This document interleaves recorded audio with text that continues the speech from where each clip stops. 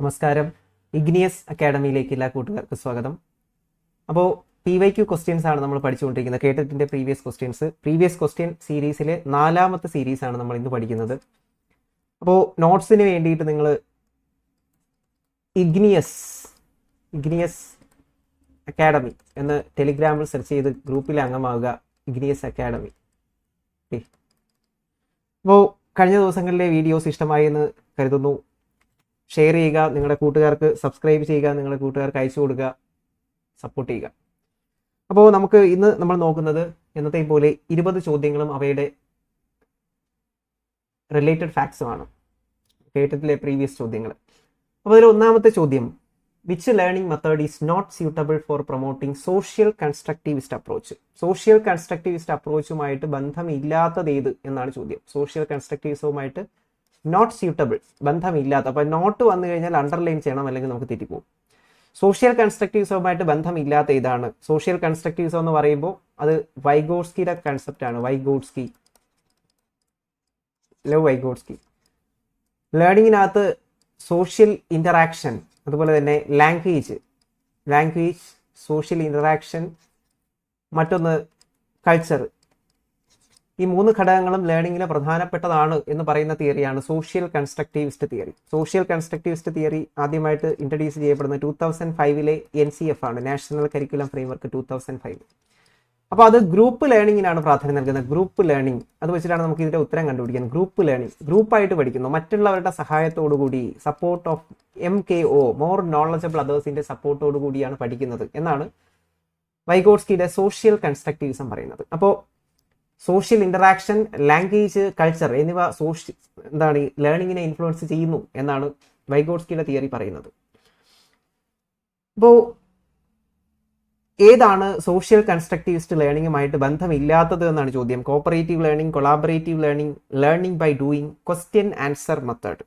ഇതിൽ ഏതാണ് എന്ന് നമുക്ക് നോക്കാം. ക്വസ്റ്റ്യൻ ആൻസർ മെത്തേഡാണ് വൈഗോട്സ്കിയുടെ സോഷ്യൽ കൺസ്ട്രക്റ്റിവിസവുമായിട്ട് ബന്ധമില്ലാത്തത്. ക്വസ്റ്റ്യൻ ചോദിക്കുക, ഉത്തരം പറയുക എന്നൊക്കെ പറയുന്നത് സ്റ്റിമുലസ് റെസ്പോൺസ് കണക്ഷൻ ആണ്. Stimulus response connection is connected with behaviouristic learning theory. Behaviouristic learning തിയറിയാണ്, അല്ലെങ്കിൽ നമുക്കതിനെ പറയാം ഇത് ടീച്ചർ സെൻട്രിക് ആണ്. ഇപ്പോൾ ടീച്ചർ സെൻട്രിക് ആയിട്ടുള്ള മെത്തേഡ്സിന്, അല്ലെങ്കിൽ സിംഗിൾ ആയിട്ടുള്ള മെത്തേഡ്സിന് പകരമായിട്ട് ഗ്രൂപ്പ് ലേണിംഗ് ആണ് സോഷ്യൽ കൺസ്ട്രക്റ്റിവിസം മുന്നോട്ട് വയ്ക്കുന്നത്. Cooperative learning, collaborative learning, learning by doing, ഇതെല്ലാം ഗ്രൂപ്പ് ലേണിംഗ് ആണ്. ആക്റ്റീവ് കൺസ്ട്രക്ഷൻ ഓഫ് നോളജ് എന്നതാണ് സോഷ്യൽ കൺസ്ട്രക്റ്റിവിസം എന്ന് പറയുന്നത്. 3 ഫാക്ടേഴ്സിനാണ് പ്രാധാന്യം: language, social interaction and culture. Language, social interaction, culture എന്നിവയ്ക്കാണ് ഈ പറയുന്ന സോഷ്യൽ കൺസ്ട്രക്റ്റിവിസം ഇമ്പോർട്ടൻസ് കൊടുക്കുന്നത്. വൈഗോട്സ്കിയുടെ കൺസെപ്റ്റ് ആണ് സോഷ്യൽ കൺസ്ട്രക്റ്റിവിസം. വൈഗോട്സ്കി. അതുപോലെ തന്നെ സോഷ്യോ കൾച്ചറൽ തിയറി പരീക്ഷയ്ക്ക് ചോദിക്കാവുന്നതാണ്. സോഷ്യോ കൾച്ചറൽ തിയറി ആരുടേതാണ്? സോഷ്യോ കൾച്ചറൽ തിയറി വൈഗോട്സ്കിയുടെ തിയറിയാണ്. വൈഗോട്സ്കിയുടെ തിയറിയാണ് socio cultural theory. ZPD, zone of proximal development. ZAD, zone of actual development. അതുപോലെ തന്നെ മോർ നോളജബിൾ അതേഴ്സ്, MKO, ഇതെല്ലാം വൈഗോട്സ്കിയുടെ കൺസെപ്റ്റുകളാണ്. അതുപോലെ തന്നെ നമ്മൾ കഴിഞ്ഞ ദിവസങ്ങളിൽ പഠിച്ച reciprocal teaching, reading habit promote ചെയ്യാൻ വേണ്ടിയിട്ടുള്ള റെസിപ്രോക്കൽ ടീച്ചിങ്ങും വൈഗോട്സ്കിയുടെ കൺസെപ്റ്റ് ആണ്. അപ്പോൾ സോഷ്യൽ കൺസ്ട്രക്റ്റിവിസ്റ്റ് മെത്തേഡ് അല്ലാത്തത് ഏതെന്ന് ചോദിച്ചാൽ ഗ്രൂപ്പ് ലേണിംഗ് എല്ലാം സോഷ്യൽ കൺസ്ട്രക്റ്റിവിസ്റ്റ് ആണ്. ആക്റ്റീവ് കൺസ്ട്രക്ഷന്, ലേണർ എൻഗേജ്മെന്റിന് പ്രാധാന്യം നൽകുന്നതെല്ലാം സോഷ്യൽ കൺസ്ട്രക്റ്റിവിസ്റ്റ് ആണ്. അപ്പോൾ ഇതിൽ വരാത്തത് ക്വസ്റ്റ്യൻ ആൻസർ മെത്തേഡാണ്. അതൊരു ടീച്ചർ സെൻട്രിക് മെത്തേഡാണ്. ബിഹേവിയറിസ്റ്റിക് ആയിട്ടുള്ള ലേണിംഗ് മെത്തേഡ് ആണ്. അതായത് ഈ കൺസ്ട്രക്റ്റിവിസ്റ്റ് ലേണിംഗ് തിയറി വരുന്നതിന് മുമ്പുണ്ടായിരുന്ന 2005 മുൻപുണ്ടായിരുന്ന ഒരു ലേണിംഗ് തിയറി ആയിരുന്നു ബിഹേവിയറിസ്റ്റ് ലേണിംഗ് തിയറി. അത് പ്രോഡക്റ്റ് ഓറിയന്റഡ് ആയിരുന്നു, ടീച്ചർ സെൻട്രിക് ആയിരുന്നു. അത് ഓർത്തു വെച്ചേക്കാം. അടുത്ത മറ്റൊരു ചോദ്യം, learning method proposed by David Ausubel മുന്നോട്ട് വെച്ച ലേണിംഗ് തിയറി ഏതാണ്? ഡിസ്കവറി ലേണിംഗിന് തുല്യമായിട്ടുള്ള, ബ്രൂണറിന്റെ ഡിസ്കവറി ലേണിംഗിന് തുല്യമായിട്ടുള്ള ഒരു കൺസെപ്റ്റ് ഡേവിഡ് ഒസുബൽ മുന്നോട്ട് വയ്ക്കുന്നു. അതിനെയാണ് റിസപ്ഷൻ ലേണിംഗ് എന്ന് പറയുന്നത്. റിസപ്ഷൻ ലേണിംഗ് ഡേവിഡ് ഒസുബലുമായിട്ട് ബന്ധപ്പെട്ടിരിക്കുന്നു. മീനിങ് ഫുൾ വെർബൽ ലേണിംഗ് ആരുമായി ബന്ധപ്പെട്ടിരിക്കുന്നു? Verbal learning. ഡേവിഡ് ഒസുബലിൻ്റെ ഇതാണ് meaning verbal learning. Advance organiser model advance organiser model എന്ന് പറയുന്നത് ഇൻഫർമേഷൻ പ്രോസസ്സിംഗ് ഫാമിലിയിൽ വരുന്നതാണ്. അഡ്വാൻസ് ഓർഗനൈസർ മോഡൽ ആരുമായി ബന്ധപ്പെട്ടിരിക്കുന്നു? ഡേവിഡ് ഒസുബലുമായിട്ട് ബന്ധപ്പെട്ടതാണ്. റിസപ്ഷൻ ലേണിംഗ് ആരുമായി ബന്ധപ്പെട്ടിരിക്കുന്നു? ഡേവിഡ് ഒസുബലുമായിട്ട് ബന്ധപ്പെട്ടിരിക്കുന്നു. ഇന്റഗ്രേറ്റീവ് റീകൺസിലിയേഷൻ എന്ന് പറയുന്ന ആരുമായിട്ട് ബന്ധപ്പെട്ടിരിക്കുന്നു? ഇതും ഡേവിഡ് ഒസുബലുമായിട്ട് ബന്ധപ്പെട്ടാണ്. അപ്പോൾ ഡേവിഡ് ഒസുബലുമായിട്ട് ബന്ധപ്പെട്ട കൺസെപ്റ്റുകളെല്ലാം ഓർത്ത് വെച്ചേക്കണം. റിസപ്ഷൻ ലേണിംഗ് ഡേവിഡ് ഒസുബലിൻ്റെതാണ്. മീനിങ് വെർബൽ ലേണിംഗ് ഡേവിഡ് ഒസുബലിൻ്റെതാണ്. Advance organiser model of teaching ആണ്. ഇൻഫർമേഷൻ പ്രോസസ്സിംഗ് ഫാമിലിയിൽ വരുന്ന ഒരു മോഡൽ ഓഫ് ടീച്ചിങ് ആണ് അഡ്വാൻസ് ഓർഗനൈസർ മോഡൽ. ഒരു കണ്ടന്റ് അഡ്വാൻസ്ഡ് ആയിട്ട് അവതരിപ്പിക്കാൻ വേണ്ടിയിട്ടാണ് എന്ത് ഉപയോഗിക്കുന്നത്? ഒരു കണ്ടന്റ് അഡ്വാൻസ്ഡ് ആയിട്ട് അവതരിപ്പിക്കാൻ വേണ്ടിയിട്ടാണ് അഡ്വാൻസ് ഓർഗനൈസർ മോഡൽ ഉപയോഗിക്കുന്നത്. റിസപ്ഷൻ ലേണിംഗ് ഡേവിഡ് ഒസുബലിൻ്റെ ഇതാണ്. ഇന്റഗ്രേറ്റീവ് റീകൺസിലിയേഷൻ, പ്രോഗ്രസീവ്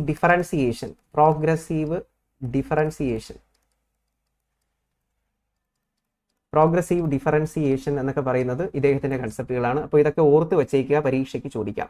അപ്പോൾ ഡിസ്കവറി ലേണിംഗ് ഈ ക്വസ്റ്റ്യൻ അകത്ത് തന്നെ ഉള്ളതാണ്. ഇതൊരു പ്രീവിയസ് ക്വസ്റ്റ്യൻ ആണ്. ഡിസ്കവറി ലേണിംഗ് കൊണ്ടുവന്ന ബ്രൂണർ ആണ്. റിസപ്ഷൻ ലേണിംഗ് കൊണ്ടുവന്നത് ഡേവിഡ് ഒസുബൽ ആണ്. അത് ഓർത്ത് വെച്ചിരിക്കുക.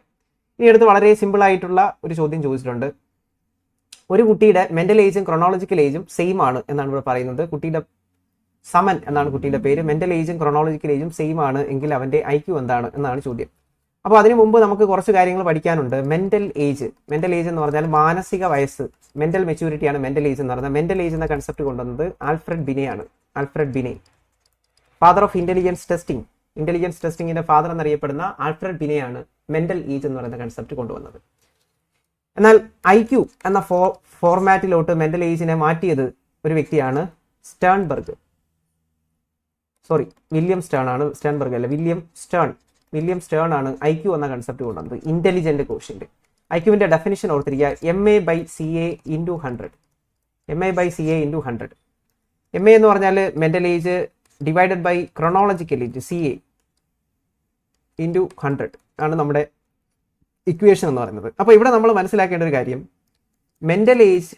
മെന്റൽ ഏജും ക്രോണോളജിക്കൽ ഏജും സെയിം ആണെങ്കിൽ, അത് എത്രയോ ആകട്ടെ, അത് സെയിം ആണെങ്കിൽ, ഇത് രണ്ടും സെയിം ആണെങ്കിൽ നമുക്ക് കിട്ടുന്ന ഉത്തരം എന്ന് പറയുന്നത് എത്രയായിരിക്കും? 100 തന്നെ ആയിരിക്കും. ഓക്കെ, അത് നമുക്ക് ചെയ്ത് നോക്കാം. ഇവിടെ തന്നിരിക്കുന്നത് ഈ കുട്ടിയുടെ സമൻ എന്ന് പറയുന്ന കുട്ടി, സമന്റെ മെന്റൽ ഏജ് എന്ന് പറയുന്നത് ഇവിടെ 12 ആണ്. ഡിവൈഡഡ് ബൈ ക്രോണോളജിക്കൽ ഏജ് എന്ന് പറയുന്നത് 12 ആണ്. × 100 ആണ്. ഇത് രണ്ടും വെട്ടിപ്പോവും അല്ലേ? ഇവിടെ 1 കിട്ടും. 1 × 100 എത്രയാണ്? 100 തന്നെയാണ് ഉത്തരം. അപ്പോൾ മെന്റൽ ഏജും ക്രോണോളജിക്കൽ ഏജും സെയിം ആയി കഴിഞ്ഞാൽ ആ കുട്ടിയുടെ ബുദ്ധിശക്തി IQ എന്ന് പറയുന്നത് എത്രയായിരിക്കും? 100 തന്നെ ആയിരിക്കും. ഓക്കെ, അത് ഓർത്ത് വെച്ചിരിക്കുക. ഇത് ഡീറ്റെയിൽ ആയിട്ട് പഠിക്കാനുള്ളതാണ്. അത് നമ്മുടെ ക്ലാസ്സുകളിൽ നമുക്ക് ഡിസ്കസ് ചെയ്യാം. കണക്ക് ചെയ്യാൻ ചോദിക്കാറുണ്ട്. അപ്പോൾ ഇത് വളരെ എളുപ്പമുള്ളൊരു ചോദ്യമാണ്. ഇപ്പോൾ മെന്റൽ ഏജും ക്രോണോളജിക്കൽ ഏജും സെയിം വന്നു കഴിഞ്ഞാൽ അത് എത്രയാണെങ്കിലും സെയിം ആണ്. മെന്റൽ ഏജും ക്രോണോളജിക്കൽ ഏജും സെയിം ആണെങ്കിൽ, ക്രോണോളജിക്കൽ ഏജ് എന്ന് പറഞ്ഞാൽ ശാരീരികമായിട്ടുള്ള അയാളുടെ വയസ്സാണ്, എത്ര വയസ്സായി, അതാണ് ക്രോണോളജിക്കൽ ഏജ്. മെന്റൽ ഏജും ക്രോണോളജിക്കൽ ഏജും സെയിം ആണെങ്കിൽ ഉറപ്പായിട്ട് ഉത്തരം എന്ന് പറയുന്നത് 100 തന്നെ ആയിരിക്കും. കാരണം മുകളിലും താഴെ ഇപ്പോൾ ഒരു വയസ്സുള്ള കുട്ടിയുടെ ഇന്റലിജൻസ് അല്ലെങ്കിൽ മെന്റൽ ഏജ് എന്ന് പറയുന്നത് 1 ആണെങ്കിൽ × 100 ഇത് രണ്ടും വെട്ടിപ്പോവും. ഇവിടെ 1 വരും. 100 ആണ് ഉത്തരം. അപ്പോൾ എത്ര തന്നെ വന്നു കഴിഞ്ഞാലും അങ്ങനെ തന്നെ ആയിരിക്കും. 5.5 താഴെയും 5.5 വന്നു കഴിഞ്ഞാലും എന്ത് തന്നെയാണ്, ഇത് വെട്ടി പോയിട്ട് ഇവിടെ 1 എന്ന് പറയുന്ന വാല്യൂയിലോട്ട് ഇത് വരും. 1 × 100 ആണ് ഉത്തരം. അപ്പോൾ അതാണ് ഇങ്ങനെ 100 ആയിരിക്കും ഇതിൻ്റെ ഉത്തരം. ഓക്കെ, 100 എന്ന് പറയുമ്പോൾ ഇതിൻ്റെ എസ്റ്റിമേഷൻ എന്ന് പറയുന്നത് എന്താണെന്ന് ചോദിച്ചാൽ ഇത് ആവറേജ് ഇൻ്റലിജൻസ് ആണ്. ആവറേജ് എന്ന് പറഞ്ഞാൽ 90 മുതൽ 108 വരെയുള്ള ഇൻ്റലിജൻസ് എന്ന് പറയുന്നത് ആവറേജ് എന്നാണ് ടെർമാൻ പറയുന്നത്. ടെർമാൻസ് ക്ലാസിഫിക്കേഷൻ അനുസരിച്ചിട്ട് 90 മുതൽ 108 വരെയുള്ള ഇൻ്റലിജൻസ് ഗ്രൂപ്പിലുള്ളവരെ നമുക്ക് ആവറേജ് ഇൻ്റലിജൻസ് ഉള്ളവർ എന്ന് പറയാം. അതുപോലെ തന്നെ നമ്മൾ കഴിഞ്ഞ ദിവസം പഠിച്ചതാണ് സ്ലോ ലേണറിന്റെ IQ എന്ന് പറയുന്നത് എത്രയാണ്? സ്ലോ ലേണറിന്റെ IQ 70 മുതൽ 85 വരെയാണെന്ന് പഠിച്ചു വെച്ചിട്ടുണ്ട്, പ്രീവിയസ് ആണ്. അതുപോലെ തന്നെ ഗിഫ്റ്റഡ് ലേണർ ആണെങ്കിൽ അവന്റെ IQ എന്ന് പറയുന്നത് എബോവ് 130. ഓക്കെ, മെന്റലി റിട്ടാർഡഡ് ആയിട്ടുള്ള ഒരാളാണെങ്കിൽ അയാളുടെ IQ എന്ന് പറയുന്നത് എത്രയായിരിക്കും? മെന്റലി റിട്ടാർഡഡ് ആണെങ്കിൽ ബിലോ 70. ഇതൊക്കെ ഓർത്ത് വെച്ചിരിക്കണം. അപ്പോൾ എന്തൊക്കെയാണ് പഠിച്ചത്? ആവറേജ് ഇന്റലിജൻസ് ആണെങ്കിൽ 90 മുതൽ 108 വരെ ആയിരിക്കും എന്നാണ് ടെർമാൻ പറയുന്നത്. ബിലോ 70 ആണെങ്കിൽ അവൻ മെന്റലി റിട്ടാർഡഡ് ആയിരിക്കും, മാനസികമായിട്ട് മാന്ദ്യം അനുഭവിക്കുന്ന കുട്ടിയായിരിക്കും. ഗിഫ്റ്റഡ് ആണെങ്കിൽ 130 മുകളിലായിരിക്കും. സ്ലോ ലേണർ അല്ലെങ്കിൽ ബാക്ക്വേർഡ് ചിൽഡ്രൻ ആണെങ്കിൽ 70 മുതൽ 85 വരെ ആയിരിക്കും. 70 മുതൽ 85 എന്ന് പറഞ്ഞാൽ ബുദ്ധിമാന്യം ഇല്ല. ഓക്കെ, അപ്പോൾ ഇത് കൃത്യമായിട്ട് ഓർത്ത് വെച്ചേക്കുക. ഇതിനകത്തൊന്ന് ചോദ്യങ്ങൾ വരാറുണ്ട് ഐക്യുവുമായിട്ട് ബന്ധപ്പെട്ട്. അപ്പോൾ ആരാണ് മെന്റൽ ഏജ് എന്ന കൺസെപ്റ്റ് ആദ്യമായിട്ട് ഇൻട്രൊഡ്യൂസ് ചെയ്തത്? ആൽഫ്രഡ് ബിനെയാണ്. ഐക്യു എന്ന കൺസെപ്റ്റ് ഇൻട്രൊഡ്യൂസ് ചെയ്തത് വില്യം സ്റ്റേൺ ആണ്. IQ is equal to MA/CA × 100. Mental age divided by chronological age × 100. ഇനി ഐക്യുവിന്റെ അടിസ്ഥാനത്തിൽ ഒരു ക്ലാസിഫിക്കേഷൻ നടത്തിയത് എന്താണ്? ടെർമാൻസ് ക്ലാസിഫിക്കേഷൻ ആണ്. Okay, Terman's classification. അടുത്ത് വീണ്ടും പിയാഷയുടെ ഒരു ചോദ്യമാണ് ലോജിക്കൽ തിങ്കിങ് നമ്മൾ ഓൾറെഡി പഠിച്ചതാണ്, കണ്ടതാണ്. ലോജിക്കൽ തിങ്കിങ് ഏത് സ്റ്റേജിലാണ് വരുന്നത്? നമുക്കറിയാം SPCF എന്നാണ് ഇതിന്റെ correct code. SPCF, sensory motor pre operational concrete formal. ഏതിലാണ് വരുന്നത്? ഇതിലാണ് ലോജിക്കൽ തിങ്കിങ് വരുന്നത് എന്നാണ് ചോദ്യം. ഇതിന്റെ ഉത്തരം ഓപ്ഷൻ ഡി ആണ്, കോൺക്രീറ്റ് ഓപ്പറേഷണൽ സ്റ്റേജിലാണ് എന്ത് വരും? ലോജിക്കൽ തിങ്കിങ് വരുന്നത്. വെർബൽ അസോസിയേഷൻ ഏത് സ്റ്റേജിലാണ് വരുന്നത്? വെർബൽ അസോസിയേഷൻ ഏത് തിയറിക്കകത്ത് വരുന്നു? വെർബൽ അസോസിയേഷൻ, വെർബൽ ചെയിനിങ് എന്ന് പറയുന്നത് ഗാഗ്നേസ് ഹൈറാർക്കി ഓഫ് ലേണിംഗിൽ വരുന്ന ഒരു കൺസെപ്റ്റ് ആണ്. ശരിക്കും വെർബൽ അസോസിയേഷൻ എന്ന് പറയുന്നത്. അപ്പോൾ നമ്മൾ കഴിഞ്ഞ ദിവസങ്ങളിൽ പഠിച്ചതാണ്. ഗാഗ്നേസ് ഹൈറാർക്കി ഓഫ് ലേണിംഗ് കോംപ്ലക്സിറ്റിയുടെ അടിസ്ഥാനത്തിൽ ലേണിങ്ങിനെ പലതായിട്ട് തിരിക്കുന്നു. അതിനകത്ത് എത്ര ഇനങ്ങളുണ്ട്? 8 ഇനങ്ങളാണ് ഉൾപ്പെടുത്തിയിട്ടുള്ളത് എന്ന് നമ്മൾ പഠിച്ചു. ഓക്കെ, അതിന്റെ ഏറ്റവും ഹയസ്റ്റ് ലെവൽ എന്ന് പറയുന്നത് എന്തായിരിക്കും? ഹയസ്റ്റ് ലെവൽ എന്ന് പറയുന്നത് പ്രോബ്ലം സോൾവിംഗ് ആണ്. ഏറ്റവും ലോവസ്റ്റ് എന്ന് പറയുന്നത് എന്താണ്? ലോവസ്റ്റ് എന്ന് പറയുന്നത് സിഗ്നൽ ലേണിംഗ് ആണ്. നമ്മൾ പഠിച്ചു സിഗ്നൽ ലേണിംഗ്. ഓക്കെ, അതുപോലെ തന്നെ 9 ഇവന്റ്സ് ഓഫ് ഇൻസ്ട്രക്ഷൻ ആരുമായി ബന്ധപ്പെട്ടിരിക്കുന്നു? റോബർട്ട് സ്മിൽസ് ഗാഗ്നയുമായിട്ട് ബന്ധപ്പെട്ടതാണ്. കണ്ടീഷൻസ് ഓഫ് ലേണിംഗ് എന്ന് പറയുന്ന പുസ്തകം 1965 എഴുതിയത് ആരാണ്? അത് റോബർട്ട് മിൽസ് ഗാഗ്നെയാണ്. പ്രീവിയസ് ആണ്. അപ്പോൾ 3 കാര്യങ്ങൾ ഓർത്ത് വെച്ചിരിക്കുക. കോംപ്ലക്സിറ്റിയുടെ അടിസ്ഥാനത്തിൽ ഗാഗ്നെ ലേണിങ്ങിനെ 8 ടൈപ്പായിട്ട് തിരിക്കുന്നു. ഏറ്റവും ബേസിക് ലെവലിൽ സിഗ്നൽ ലേണിംഗ്, ഏറ്റവും ബേസ് ലെവലിൽ സിഗ്നൽ ലേണിംഗ്, ഏറ്റവും ഹയർ ലെവലിൽ പ്രോബ്ലം സോൾവിംഗ്. ഏറ്റവും കോംപ്ലക്സ് ആയിട്ടുള്ളത് ഏതാണ്? പ്രോബ്ലം സോൾവിംഗ് ആണ്. ഏറ്റവും സിമ്പിൾ ആയിട്ടുള്ളത് ഏതാണ്? ഏറ്റവും ബേസിക് ലെവലിൽ വരുന്നത് സിഗ്നൽ ലേണിംഗ് ആണ്. 9 ഇവന്റ്സ് ഓഫ് ഇൻസ്ട്രക്ഷൻ ആരുമായി ബന്ധപ്പെട്ടിരിക്കുന്നു? ഗാഗ്നെയുമായിട്ട് ബന്ധപ്പെട്ടിരിക്കുന്നു. കണ്ടീഷൻസ് ഓഫ് ലേണിംഗ് എന്ന് പറയുന്ന പുസ്തകം എഴുതി തരാണ് ഗാഗ്നെയാണ്. അടുത്തൊരു ചോദ്യം, റിലേഷൻ ടു ഗ്രോത്തുമായിട്ട് ബന്ധപ്പെട്ടിട്ട് ശരിയായ പ്രസ്താവന ഏതാണ് എന്നല്ല ചോദ്യം. ഇവിടെ നോട്ട് ട്രൂ ആണ്. ഓക്കെ, അത് ശ്രദ്ധിക്കുക. നോട്ട് ട്രൂ, ശരിയല്ലാത്തത് ഏതാണെന്നാണ് ചോദ്യം. Growth refers to changes in the quantitative aspect. Quantitative എന്ന് പറയുമ്പോൾ നമുക്ക് നമ്പർ ഉപയോഗിച്ച് പറയാൻ പറ്റണം എന്നതാണ്. നമ്പർ ഉപയോഗിച്ച് നിങ്ങളുടെ വെയിറ്റ്, ഹൈറ്റ് ഒക്കെ മെഷർ ചെയ്യാൻ പറ്റും അല്ലേ? ഗ്രോത്ത് എന്ന് പറയുമ്പോൾ നമ്മുടെ ശാരീരിക വളർച്ച, തൂക്കം, ഉയരം, ഭാരം, ഇതൊക്കെ എന്താണ്? നമുക്ക് ക്വാണ്ടിഫയബിൾ ആണ്. നമുക്ക് നമ്പർ ഉപയോഗിച്ച് പറയാൻ പറ്റും. അപ്പോൾ ഇത് പൂർണ്ണമായിട്ടും ശരിയാണ്. Growth describes changes of particular aspect of the body and behaviour of an organism. Particular ആയിട്ടുള്ള ഒരു ആസ്പെക്ട് മാത്രമാണ് ഡെവലപ്മെന്റിന്റെ പർട്ടിക്കുലർ ആസ്പെക്ട് മാത്രമാണ് ഗ്രോത്ത്. അതും ശരിയാണ്. Growth may or may not bring development. അതായത് ഡെവലപ്മെന്റ് ചിലപ്പോൾ മാത്രമേ ഗ്രോത്തിനോടൊപ്പം സംഭവിക്കൂ. ഗ്രോത്ത് എന്ന് പറയുന്നത് ഇൻഡിപെൻഡന്റ് ആയിട്ട് നടക്കുന്ന ഒരു സംഭവമാണ്. അപ്പോൾ ഇതെല്ലാം ശരിയാണ്, പക്ഷേ ഇത് തെറ്റാണ്. ഗ്രോത്ത് എന്ന് പറയുന്നത് കണ്ടിന്യൂസ് പ്രോസസ് അല്ല, ലൈഫ് ലോങ് പ്രോസസ് അല്ല. മെച്യൂരിറ്റി അറ്റൈൻ ചെയ്യുമ്പോൾ ഗ്രോത്ത് എന്ത് ചെയ്യുന്നു? മെച്യൂരിറ്റി അറ്റൈൻ ചെയ്ത് കഴിഞ്ഞാൽ ഗ്രോത്ത് അവസാനിക്കുന്നു. End when maturity is attained. Maturity attain ചെയ്യുമ്പോൾ എന്ത് ചെയ്യുന്നു? ഗ്രോത്ത് അവസാനിക്കുന്നു. ഡെവലപ്മെന്റ് ആണ് continuous process. Development is a life long process. തെറ്റിപ്പോരുത്. ഡെവലപ്മെന്റ് ആണ് ലൈഫ് ലോങ് പ്രോസസ്. ഗ്രോത്ത് എന്ന് പറയുന്നത് മെച്യൂരിറ്റി അറ്റൈൻ ചെയ്യുന്നത് വരെ മാത്രമേ ഉണ്ടാകുകയുള്ളൂ എന്നതാണ്. അടുത്തൊരു ചോദ്യം, COVID-19 കാലഘട്ടത്തിൽ ക്വാളിറ്റി എഡ്യൂക്കേഷൻ കിട്ടുന്നതിന് വേണ്ടിയിട്ടുള്ള ഒരു പ്രോഗ്രാം ഉണ്ടായിരുന്നു. ആ പ്രോഗ്രാമിന്റെ പേര് എന്താണ്? തേൻകൂട് എന്നാണ് ആ പ്രോഗ്രാമിന്റെ പേര്. തേൻകൂട്. ഓക്കെ, അടുത്തൊരു ചോദ്യം, നമ്മുടെ കേരളത്തില് അപ്പർ പ്രൈമറി സ്കൂളിൽ കുട്ടികൾക്ക്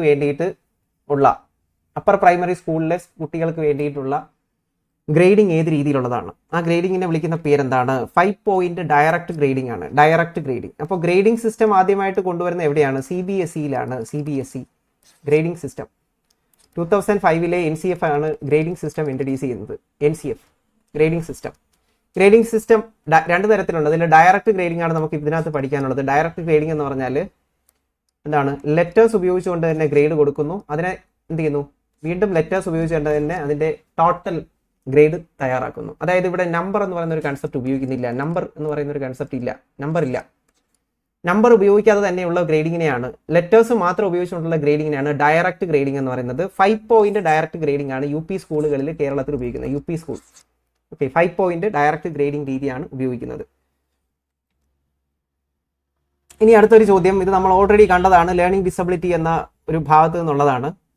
എന്താണ് ഇവിടെ? കുട്ടി വായിക്കുന്നതിലാണ് കുട്ടിക്ക് പ്രശ്നം. റീഡിങ് സ്കിപ്പ് ചെയ്യുന്നു. റീഡിങ് സ്കിപ്പ് ചെയ്യുന്ന കുട്ടിയാണെങ്കിൽ ആ കുട്ടിയുടെ പ്രശ്നം എന്തായിരിക്കും? റീഡിങ് സ്കിപ്പ് ചെയ്യുന്ന കുട്ടിയാണെങ്കിൽ ആ കുട്ടിയുടെ പ്രശ്നം ഡിസ്ലെക്സിയ ആയിരിക്കും. ഡിസ്ലെക്സിയ നമ്മൾ പഠിച്ചു. ഡിസ്ലെക്സിയ എന്തുമായിട്ട് ബന്ധപ്പെട്ടതാണ്? റീഡിംഗ് ഡിസബിലിറ്റി ആണ്. ഗ്രാഫിയ എന്ന് പറഞ്ഞാൽ റൈറ്റിംഗ് ഡിസബിലിറ്റി ആണ്. Writing disability. ഡിസ്പ്രാക്സിയ സൈക്കോമോട്ടോർ കോർഡിനേഷനിലുള്ള ഡിസബിലിറ്റി ആണ് ഡിസ്പ്രാക്സിയ എന്ന് പറയുന്നത്. ഡിസ്നോമിയ എന്താണ്? ഡിസബിലിറ്റി റിലേറ്റഡ് ടു നെയിംസ് ഓർത്തെടുക്കാൻ പറ്റാത്ത അവസ്ഥയാണ് ഡിസ്നോമിയ എന്ന് പറയുന്നത്. Okay, dysnomia. അപ്പോൾ ഡിസ്ഗ്രാഫിയ എന്ന് പറയുമ്പോൾ എഴുത്തിലുള്ള വൈകല്യമാണ്. ഡിസ്ലെക്സിയ വായനാ വൈകല്യമാണ്. ഡിസ്പ്രാക്സിയ എന്ന് പറയുന്നത് മൂവ്മെന്റിന് അല്ലെങ്കിൽ സൈക്കോമോട്ടോർ കോർഡിനേഷനെ അഫക്ട് ചെയ്യുന്ന ഒരു ഡിസബിലിറ്റിയാണ്. ഡിസ്നോമിയ എന്ന് പറയുന്നത് നെയിംസ് ഒക്കെ ഓർത്തിരിക്കുന്നതിലുള്ള പ്രശ്നമാണ് ഡിസ്നോമിയ എന്ന് പറയുന്നത്. ക്രിയേറ്റിവിറ്റിയുമായിട്ട് ബന്ധപ്പെട്ട് 4 സ്റ്റേജസ് ഉണ്ടെന്ന് നമ്മൾ നേരത്തെ മനസ്സിലാക്കി. അപ്പോൾ ആ 4 സ്റ്റേജസ് കൃത്യമായിട്ട് പറയുക എന്നാണ് ഇവിടെ പറയുന്നത്. ക്രിയേറ്റിവിറ്റിയുമായിട്ട് ബന്ധപ്പെട്ട് ശരിയായിട്ടുള്ള സ്റ്റേറ്റ്മെന്റ് ഏതാണ്? അത് ഓപ്ഷൻ ബി ആണ്. 1ാമത്തെ സ്റ്റേജ് പ്രിപ്പറേഷൻ, 2ാമത്തത് ഇൻക്യുബേഷൻ, 3ാമത്തത് ഇല്യൂമിനേഷൻ, 4ാമത്തത് verification. Preparation, incubation, illumination and verification. Preparation, incubation, illumination and verification. Okay, അപ്പോൾ ഇത് ഓർത്ത് വെച്ചു. ഇതിൽ ഏറ്റവും മോസ്റ്റ് ഇമ്പോർട്ടൻ്റ് ഏതാണ്? അത് ഇല്യൂമിനേഷൻ സ്റ്റേജ് ആണ്. ഇല്യൂമിനേഷൻ സ്റ്റേജിലാണ് എന്തുണ്ടാകുന്നത്? ഇൻസൈറ്റ് അല്ലെങ്കിൽ സ്പോണ്ടേനിയസ് ആയിട്ടുള്ള ഐഡിയ ജനറേറ്റ് ചെയ്യുന്ന സ്റ്റേജാണ് ഇല്യൂമിനേഷൻ സ്റ്റേജ്. ഐഡിയ ജനറേറ്റ് ചെയ്യുമ്പോൾ ആഹാ എക്സ്പീരിയൻസ് ഉണ്ടാവും. ആഹാ എക്സ്പീരിയൻസ് എന്ന് പറഞ്ഞാൽ സന്തോഷം. ഓക്കെ, അപ്പോൾ ഇല്യൂമിനേഷൻ സ്റ്റേജിലാണ് ഇൻസൈറ്റ് ഉണ്ടാകുന്നത്. ആഹാ എക്സ്പീരിയൻസ് ഉണ്ടാകുന്നതൊക്കെ ഇല്യൂമിനേഷൻ സ്റ്റേജിൽ ആണ്. ഏറ്റവും ലാസ്റ്റ് സ്റ്റേജ് ചോദിച്ചാൽ വെരിഫിക്കേഷൻ, ആദ്യത്തെ സ്റ്റേജ് ചോദിച്ചാൽ പ്രിപ്പറേഷൻ. അപ്പോൾ ഇത് സീക്വൻഷ്യലി പഠിച്ചു വെച്ചേക്കുക, പരീക്ഷയ്ക്ക് ചോദിക്കാം. Preparation, incubation, illumination and verification എന്ന് പറയുന്നതാണ് 4 സ്റ്റേജസ്. ഇതിൽ ഇൻക്യുബേഷൻ സ്റ്റേഷനറി സ്റ്റേജ് ആണ്. ക്രിയേറ്റിവിറ്റിയിലെ സ്റ്റേഷനറി സ്റ്റേജ് ആണ്. Stationary stage in creativity is incubation stage. ക്രിയേറ്റിവിറ്റിയുമായിട്ട് ബന്ധപ്പെട്ട് ഒരു കാര്യവും ചെയ്യാത്ത സ്റ്റേജ്. ക്രിയേറ്റിവിറ്റിയുടെ ഏറ്റവും എസെൻഷ്യൽ എലമെന്റ് ആണ് ഡൈവർജന്റ് തിങ്കിങ്. ഈ ഡൈവർജന്റ് തിങ്കിങ് ആണ് എസെൻഷ്യൽ എലമെന്റ് എന്ന് പറഞ്ഞത്. ഡൈവർജന്റ് തിങ്കിങ് ഇൻസ്ട്രുമെന്റ് കൊണ്ടുവന്ന ഗിൽഫോർഡ് ആണ്.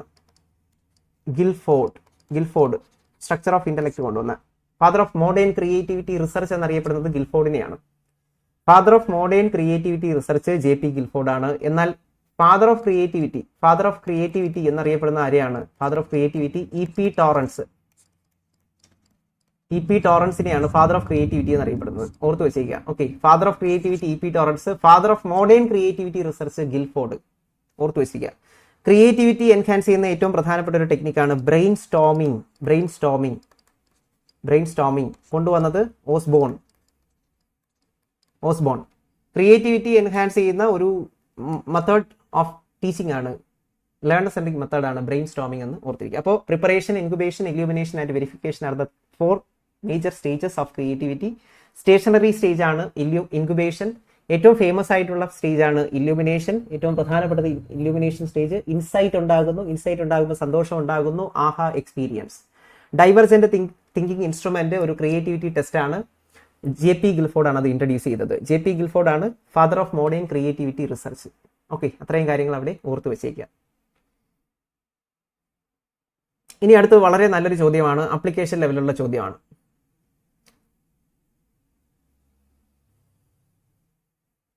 ഇവിടെ എന്താണ്? ഒരു കുട്ടി എപ്പോഴും കംപ്ലൈന്റ് പറയുകയാണ് നിങ്ങളുടെ ക്ലാസ്സിൽ, ടീച്ചറെ എനിക്ക് ബോർഡ് കാണാൻ പറ്റുന്നില്ല എന്നാണ് കുട്ടിയുടെ കംപ്ലൈന്റ്. അങ്ങനെയാണെങ്കിൽ നിങ്ങൾ എന്ത് ചെയ്യും? ബാക്ക് സീറ്റിൽ ഇരിക്കുന്ന ഒരു കുട്ടിയാണ്, സെക്കൻഡ് റോ, 2ാമത്തെ വരിയിലിരിക്കുന്ന കുട്ടി കംപ്ലൈന്റ് പറയുന്നു. കംപ്ലൈന്റ് എന്താണ്? എനിക്ക് ബ്ലാക്ക് ബോർഡ് കാണാൻ പറ്റുന്നില്ല എന്നാണ് കുട്ടിയുടെ കംപ്ലൈന്റ്. അപ്പോൾ അങ്ങനെയാണെങ്കിൽ നിങ്ങളൊരു ടീച്ചർ ആണെങ്കിൽ നിങ്ങൾ എന്ത് ചെയ്യും? Enable the learner to sit on the first റോയിൽ അവനെ ഇരുത്താമോ? ഇരുത്തുന്നതിൽ തെറ്റൊന്നുമില്ല. Call the student personally and will enquire whether there is any visual problem. ആ കുട്ടിയെ പേഴ്സണലി വിളിച്ച് നിങ്ങൾക്ക് തിരക്കാം, എന്തുണ്ട്, വിഷ്വൽ പ്രോബ്ലംസ് എന്തെങ്കിലും ഉണ്ടോ എന്ന് തിരക്കാം. ഇത് രണ്ടും നിങ്ങൾക്ക് ചെയ്യാം. ഓക്കെ, എന്നാൽ അവനെ നെഗ്ലക്ട് ചെയ്യുന്നത് തെറ്റാണ്. അതായത് ഓപ്ഷൻ 3 വരില്ല. The learner not to disturb, tell the learner not to disturb the classroom. അങ്ങനെ പറയാൻ പാടില്ല. അതൊരു മോഡേൺ ക്ലാസ് റൂമിന് പറ്റിയതല്ല. കുട്ടിക്ക് എന്തെങ്കിലും പ്രശ്നം ഉണ്ടെങ്കിൽ അത് പരിഹരിക്കാൻ ശ്രമിക്കണം. പരിഹരിക്കാൻ ശ്രമിക്കുന്ന സ്റ്റേറ്റ്മെന്റ് ആണ് statement 1 and 2. A and B ആണ് correct. Okay, A and B is correct. A എന്ന് പറയുന്നത് എന്താണ്? അവനെ ഫ്രണ്ട് റോയിൽ നിങ്ങൾക്ക് ഇരുത്താം, അത് ശരിയാണ്. അല്ലെങ്കിൽ അവൻ എന്തെങ്കിലും വിഷ്വൽ പ്രോബ്ലം ഉണ്ടോ എന്ന് നോക്കുന്നതിന് ശ്രമിക്കാം. അതുപോലെ തന്നെ പാരൻസിനുമായിട്ട് ഒന്ന് സംസാരിക്കാം, അതൊക്കെ നല്ലതാണ്. അടുത്തൊരു ചോദ്യം മോട്ടിവേഷൻ എന്ന ഭാഗത്തെ ചോദ്യമാണ്. Need for affiliation, need for power, need for achievement എന്നത് മോട്ടിവേഷനിലെ 3 നീഡ്സിനെ കുറിച്ച് പറയുന്ന ഒരു കൺസെപ്റ്റ് ആണ്. ഈ 3 നീഡ്സ് കൊണ്ടുവന്നത് ആരാണ് എന്നതാണ് ചോദ്യം. അപ്പോൾ എന്തായാലും നമുക്കറിയാം അത് അബ്രഹാം മാസ്ലോ അല്ല, ആൽബർട്ട് ബന്ദൂര മോട്ടിവേഷനായിട്ട് ഒരു ബന്ധമില്ല, ആൽഫ്രഡ് ആഡ്ലർ അല്ല. അപ്പോൾ പിന്നെ ആരാണ് ഇതിന്റെ ഉത്തരം? ഡേവിഡ് മക്ലെലാൻഡ് എന്നതാണ് ഇതിന്റെ ഉത്തരം. ഡേവിഡ് മക്ലെലാൻഡ് ആണ് അച്ചീവ്മെന്റ് മോട്ടിവേഷൻ തിയറി, അല്ലെങ്കിൽ എന്താണ് need for achievement, need for achievement, need for achievement, affiliation and power, need for achievement, affiliation and power. N ആക്ട് theory, need for achievement theory പരീക്ഷയ്ക്ക് ചോദിച്ചിട്ടുണ്ട്. N ആക്ട് theory or need for achievement theory കൊണ്ടുവന്നത് ആരാണ്? അത് David McClelland ആണ്. Abraham മാസ്ലോയുടെ തിയറിയുടെ പേര് നമ്മൾക്കറിയാം, എന്താണ്? Self actualization theory, self actualization theory, self actualization theory. Albert ബന്ദൂരയുടെ തിയറിയാണ് social learning theory. Alfred Adler ആണ് ഇൻഡിവിജ്വൽ സൈക്കോളജിയുടെ father of individual psychology, Alfred Adler, father of individual psychology. അപ്പോൾ ഇത്രയും കാര്യങ്ങളൊക്കെ ഇവിടെ ഓർത്ത് വെച്ചേക്കണം. അപ്പോൾ need for power, need for affiliation, need for achievement, ഇങ്ങനെയുള്ള 3 നീഡ്സിനെ കുറിച്ച് പറഞ്ഞ സൈക്കോളജിസ്റ്റ് ആയിരുന്നു ഡേവിഡ് മക്ലെലാൻഡ്. അദ്ദേഹം മോട്ടിവേഷൻ എന്ന ഭാഗത്താണ് ഈ തിയറി അവതരിപ്പിക്കുന്നത്. അടുത്ത് വീണ്ടും നമ്മൾ നേരത്തെ കണ്ട ഒരേ ക്വസ്റ്റ്യൻ ആണ്. യൂണിവേഴ്സൽ ഗ്രാമറിനെ കുറിച്ച് പറയുന്നത് ആരാണ് എന്നാണ് ചോദ്യം. Really we are not studying language, specific language elements and grammar are growing in the mind of the child through universal grammar. നമ്മൾ ശരിക്കും വ്യാകരണങ്ങൾ പഠിക്കുന്നില്ല, നമ്മളിൽ എല്ലാവരിലും സാർവികമായിട്ടുള്ള ഒരു വ്യാകരണം നമ്മുടെ ഉള്ളിലുണ്ട് എന്ന് പറഞ്ഞത് യൂണിവേഴ്സൽ ഗ്രാമർ. അപ്പോൾ യൂണിവേഴ്സൽ ഗ്രാമർ എന്ന കൺസെപ്റ്റ് പറഞ്ഞത് ആരാണ്? നോം ചോംസ്കി ആണ്. നമുക്ക് കണ്ണു അടച്ച് ഉത്തരം എഴുതാൻ പറ്റും. വൈഗോട്സ്കി അല്ല, നോം ചോംസ്കി ആണ് യൂണിവേഴ്സൽ ഗ്രാമറിനെ കുറിച്ച് പറയുന്നത്. അപ്പോൾ നോം ചോംസ്കി എന്ന് പറയുന്ന ആള് ആരാണ്? ഫാദർ ഓഫ് മോഡേൺ ലിംഗ്വിസ്റ്റിക്സിന്റെ ഫാദറാണ് നോം ചോംസ്കി. മോഡേൺ ലിംഗ്വിസ്റ്റിക്സിന്റെ ഫാദറാണ്. അതുപോലെ തന്നെ UG grammar, TG grammar. UG എന്ന് പറഞ്ഞാൽ യൂണിവേഴ്സൽ ഗ്രാമർ, TG എന്ന് പറഞ്ഞാൽ ട്രാൻസ്ഫോർമേറ്റീവ് ഗ്രാമർ. അതുപോലെ തന്നെ ജനറേറ്റീവ് ഗ്രാമർ എന്നിങ്ങനെയുള്ള കൺസെപ്റ്റുകളൊക്കെ കൊണ്ടുവന്നത് നോം ചോംസ്കി ആണ്. അതുപോലെ തന്നെ ലാംഗ്വേജ് അക്വിസിഷൻ ഡിവൈസ്, ഭാഷാ പഠന സഹായി ബ്രെയിനിലാണ് സിറ്റുവേറ്റ് ചെയ്യുന്നത് എന്നൊക്കെ പറഞ്ഞത് ആരാണ്? അത് നോം ചോംസ്കി ആണ്. അതുപോലെ ചോദിക്കാവുന്നതാണ് സിൻടാക്റ്റിക് സ്ട്രക്ചേഴ്സ്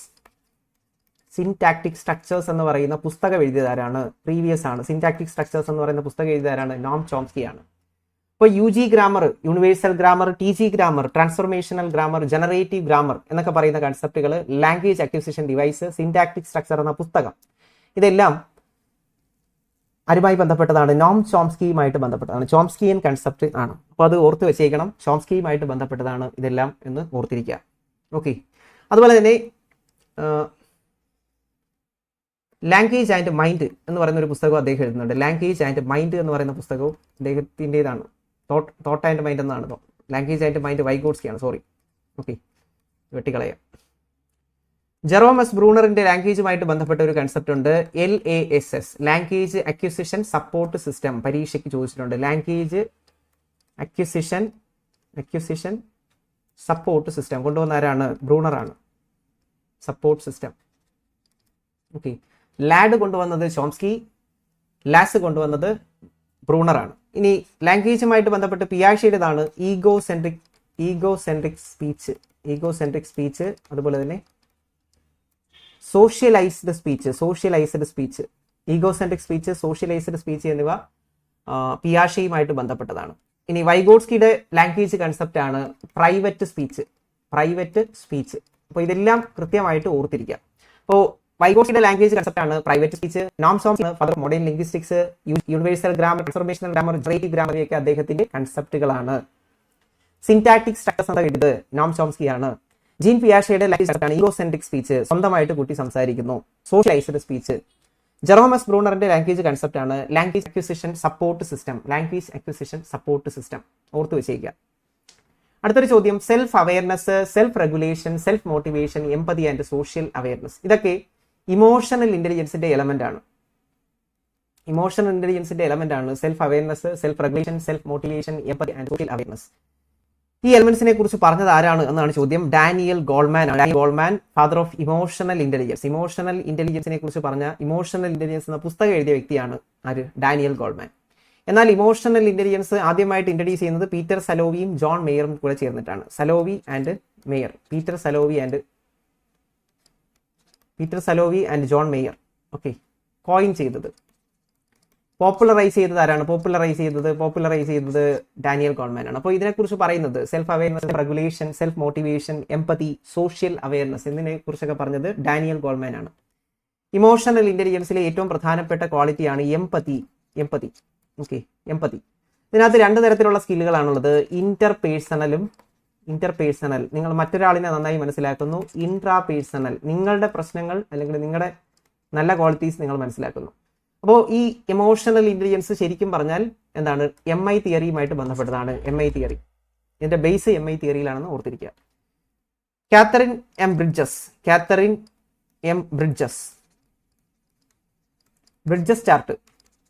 ചാർട്ട് എന്തുമായി ബന്ധപ്പെട്ടിരിക്കുന്നു? Bridges chart emotional development of children,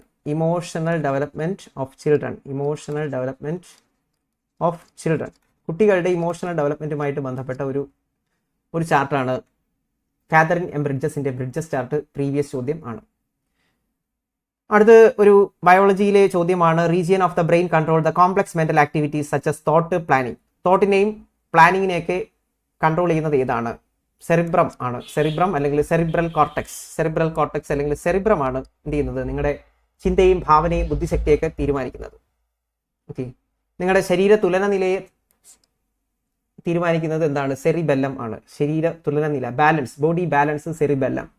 brain related ആയിട്ടുള്ളത് സെറിബ്രൽ കോർട്ടെക്സ്, ബ്രെയിൻ റിലേറ്റഡ് ആയിട്ടുള്ള activity. Okay, brain related activity cerebrum, ഓർത്തിരിക്കുക, സെറിബ്രം. അടുത്തൊരു ചോദ്യം വളരെ ആപ്ലിക്കേഷൻ ലെവലുള്ള ഒരു ചോദ്യമാണ്. ഒരു കുട്ടി കളിച്ചുകൊണ്ട് നിൽക്കുകയാണ്. അപ്പോൾ അവന്റെ അച്ഛൻ വിളിക്കുന്നു. അവൻ കേൾക്കാത്ത പോലെ നിന്നിട്ട് എന്ത് ചെയ്യുന്നു? വീണ്ടും കളി തുടരുകയാണ്. പിന്നീട് അവന്റെ അച്ഛൻ അവനെ വഴക്ക് പറഞ്ഞു. അപ്പോൾ അവൻ പറയുകയാണ്, ഞാനത് കേട്ടില്ല. I didn't hear. Father knew that it was a lie. ഫാദറിന് മനസ്സിലായി, അച്ഛൻ മനസ്സിലായി ഇത് കള്ളമാണെന്ന് മനസ്സിലായി. Father don't want to understand knowingly. This is an example for which defence mechanism. ഇവിടെ ഈ കുട്ടി എന്താണ് ചെയ്തത്? അച്ഛൻ വിളിച്ചിട്ടും കേട്ടിട്ടും കേൾക്കാതിരിക്കുക, എനിക്കിതൊന്നും കേൾക്കണ്ട എന്ന അവസ്ഥയാണ് ഡിനയൽ. ഓക്കെ, എനിക്കിതൊന്നും കേൾക്കണ്ട, എല്ലാത്തിനെയും അവഗണിക്കുക. കൺമുന്നിൽ ഉള്ളത്, കാണുന്നത്, കേൾക്കുന്നതൊക്കെ അവഗണിക്കും. തനിക്ക് ഇഷ്ടമല്ലാത്ത കാര്യങ്ങളൊക്കെ അവഗണിക്കും. വേദനാജനകമായിട്ടുള്ളത്. അച്ഛൻ കളിച്ചുകൊണ്ട് നിന്നപ്പോൾ വിളിക്കുകയാണ്, വേദനാജനകമാണ്, കളി പൂർത്തിയാക്കണം. അപ്പോൾ എന്ത് ചെയ്തു? ആ കളി തുടരുകയാണ് ചെയ്തത്. അച്ഛൻ വിളിച്ചിട്ട് പോയില്ല. അപ്പോൾ അച്ഛൻ വിളിച്ചിട്ട് പോയി കഴിഞ്ഞാൽ എന്ത് ചെയ്യും? വിഷമം ഉണ്ടാവും. വിഷമം ഉണ്ടാതിരിക്കാൻ വേണ്ടി എന്ത് ചെയ്യും? നമ്മൾ പല കാര്യങ്ങളും അംഗീകരിക്കില്ല, റിയാലിറ്റി അക്സെപ്റ്റ് ചെയ്യില്ല, ഡിനൈ ചെയ്യും, റിയാലിറ്റിയോട് മുഖം തിരിക്കും. അതിനെയാണ് ഡിനയൽ എന്ന് പറയുന്നത്. ഒരു ഡിഫൻസ് മെക്കാനിസം ആണ്. ഇനി നമ്മൾ കഴിഞ്ഞ ദിവസങ്ങളിൽ കണ്ടതാണ് ലോറൻസ് കോൾബർഗിന്റെ moral development theory. Moral development തിയറിയിൽ വരാത്തത് ഏത്? Not a stage of moral development proposed by Lawrence കോൾബർഗിന്റെ മോറൽ ഡെവലപ്മെന്റ് തിയറിയിൽ വരാത്തത് ഏതാണ്? Not a stage of moral development proposed by Lawrence Kohlberg. വരാത്ത ഏതാണ്? നമുക്കറിയാം 3 ലെവൽസ് ആണുള്ളത്. ഒന്നാമത്തത് പ്രീ കൺവെൻഷണൽ ലെവൽ, രണ്ടാമത്തത് കൺവെൻഷണൽ മൊറാലിറ്റി ലെവൽ, മൂന്നാമത്തത് പോസ്റ്റ് കൺവെൻഷണൽ. അപ്പോൾ തന്നെ നമുക്ക് കിട്ടി ഡിസ്ട്രാക്ടർ. ഫൈനൽ കൺവെൻഷണൽ എന്ന് പറയുന്ന ഒരു ഓപ്ഷൻ ഇല്ല. അപ്പോൾ ഒന്നാമത്തത് പ്രീ കൺവെൻഷണൽ മൊറാലിറ്റി, രണ്ടാമത്തത് കൺവെൻഷണൽ മൊറാലിറ്റി, മൂന്നാമത്തത് പോസ്റ്റ് കൺവെൻഷണൽ മൊറാലിറ്റി ലെവൽ. ഇതിന് ഓരോന്നിനും ഒരു പ്രത്യേകതയുണ്ട്.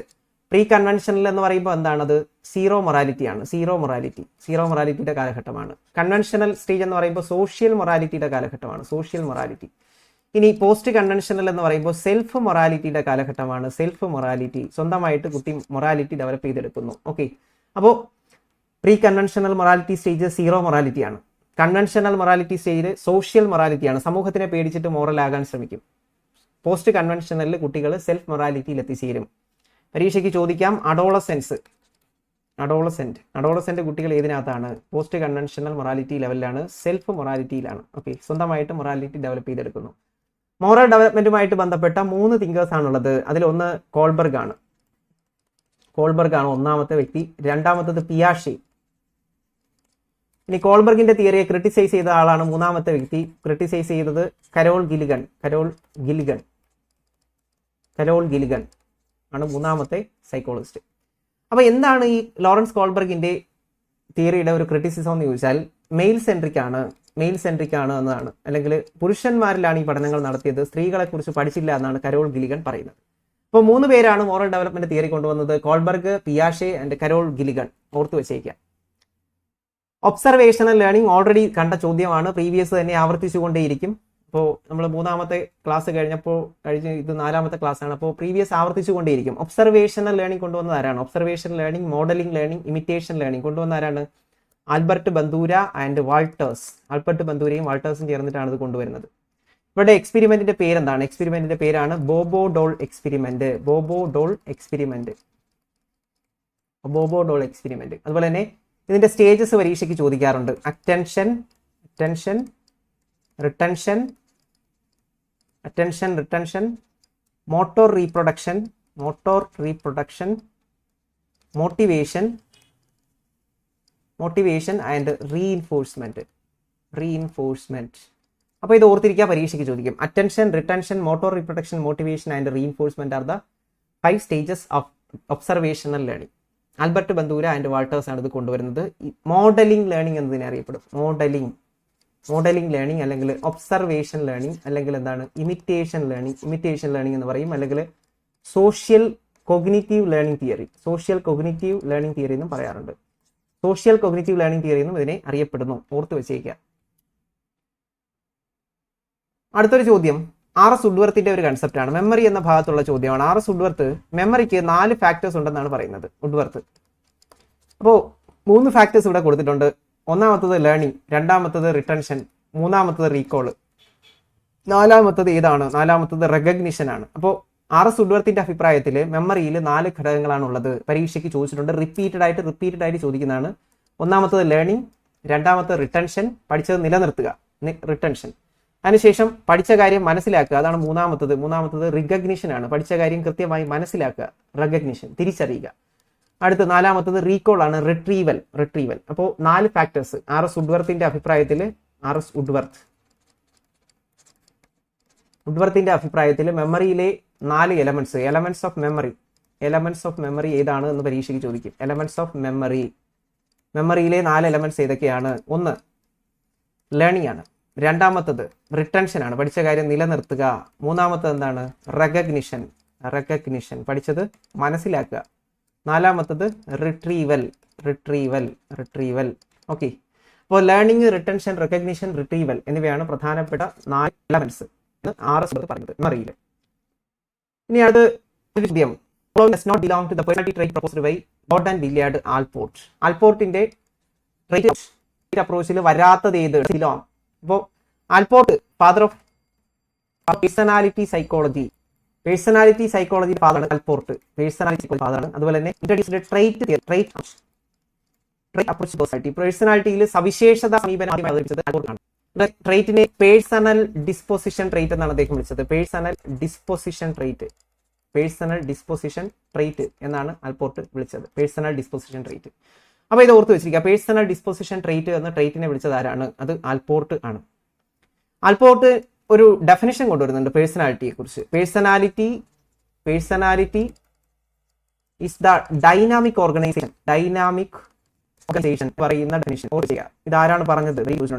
G.W. Allport.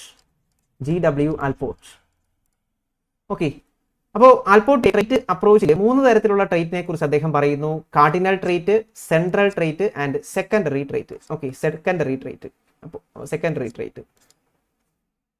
Cardinal, central and secondary traits are the 3 traits of Allport. Cardinal trait ഏറ്റവും പ്രധാനപ്പെട്ടത്, രണ്ടാമത്തത് സെൻട്രൽ ട്രേറ്റ്, മൂന്നാമത്തത് secondary trait. Cardinal trait, central trait, secondary trait ഇവയെക്കുറിച്ച് പറയുന്നത് മറ്റാരുമല്ല, ആൽപോർട്ട് ആണ്. ആൽപോർട്ടിന്റെ ട്രേറ്റ് അപ്രോച്ച് ആണ് ഇവിടെ നമുക്ക് കാണാൻ വരുന്ന ട്രേറ്റ് തിയറി ഇൻട്രൊഡ്യൂസ് ചെയ്തത് ആൽപോർട്ട്. പേഴ്സണാലിറ്റി ഡൈനാമിക് ഓർഗനൈസേഷൻ എന്ന് തുടങ്ങുന്ന ഡെഫിനിഷൻ പറഞ്ഞത് ആൽപോർട്ട് ആണ്. അതുപോലെ തന്നെ Allport personality father of personality psychology. Personality ഫാദറാണ് ആൽപോർട്ട്. ഓർത്ത് വെച്ചേക്കുക. ഓക്കെ, പേഴ്സണാലിറ്റി സൈക്കോളജിയുടെ ഫാദറാണ് ആൽപോർട്ട്. അപ്പോൾ ഇത്രയും കാര്യങ്ങളാണ് നമുക്ക് ഇന്നത്തെ ക്വസ്റ്റ്യൻസിൽ നമുക്ക് ഡിസ്കസ് ചെയ്യാനുള്ളത്. അപ്പോൾ ഇത് കൃത്യമായിട്ട് നിങ്ങൾ പഠിക്കുക, ഡിസ്കസ് ചെയ്യുക, നിങ്ങളുടെ കൂട്ടുകാർക്ക് ഇത് അയച്ചു കൊടുക്കുക, ചാനൽ സബ്സ്ക്രൈബ് ചെയ്യുക, സപ്പോർട്ട് ചെയ്യുക. അതുപോലെ നോട്ട്സ് ഈ ചോദ്യങ്ങളുടെ നോട്ട്സ് അല്ലെങ്കിൽ റിലേറ്റഡ് ആയിട്ടുള്ള നോട്ട്സ് കിട്ടുന്നതിന് വേണ്ടിയിട്ട് ഇഗ്നിയസ് ക്യാപിറ്റൽ ലെറ്ററിൽ ടൈപ്പ് ചെയ്യുക, നമ്മുടെ ടെലിഗ്രാം ഗ്രൂപ്പിൽ ജോയിൻ ചെയ്യുക. ഇഗ്നിയസ് അക്കാഡമി എന്ന് നിങ്ങൾ ടെലിഗ്രാമിൽ സെർച്ച് ചെയ്ത് കഴിഞ്ഞാൽ ഗ്രൂപ്പിൽ നമുക്ക് ജോയിൻ ചെയ്യാൻ പറ്റും. അപ്പോൾ ഗ്രൂപ്പിൽ ആവശ്യമുള്ള നോട്ട്സ് അത്രയും ലഭിക്കുന്നതായിരിക്കും. എല്ലാവർക്കും നല്ലത് വരട്ടെ. എല്ലാ ആശംസകളും. Thank you.